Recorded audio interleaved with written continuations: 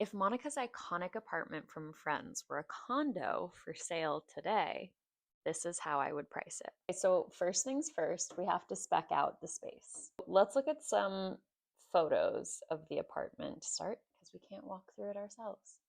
So we have the big entry living room space, kitchen area.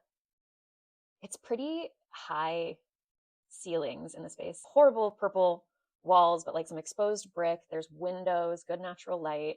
And there's like kind of that bonus den area offset from the living room. That could be like an office area. You get to work with the big window.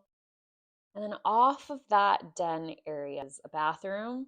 Okay, this is hilarious. Somebody has actually like worked up floor plan for the space, which looks actually pretty comprehensive, and maybe I should just be going off of that. So it's two bedrooms, Monica's bedroom and Rachel's bedroom, one bathroom, a good living area that's like kitchen, multi-purpose dining room, living room, den.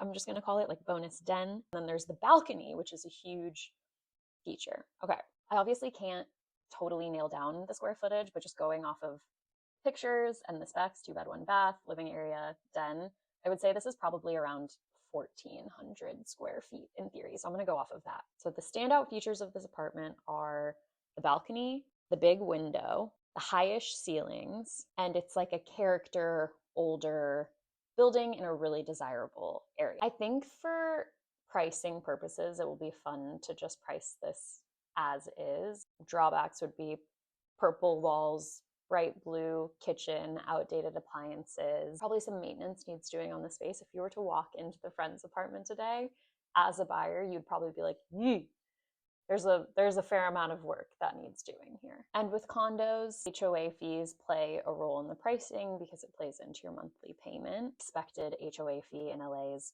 $500 to $700, so let's just call it $600. I just thought of another drawback, which would be no privacy, and you can see into the neighbor's apartment because of ugly naked guy. So, and that would probably be a disclosure. Seller notes views of neighbor frequently nude. We have our specs, we have our pros, we have our cons. Here's the trick. I am an agent in Los Angeles, so I'm not privy to the New York market. I have to put this condo in Los Angeles, so I know that the apartment is in Greenwich Village. I actually phoned a friend who lives in New York and asked her about a couple of neighborhoods which I think would be good comps. And you will have to look out for part 2 to learn what neighborhood we decided on.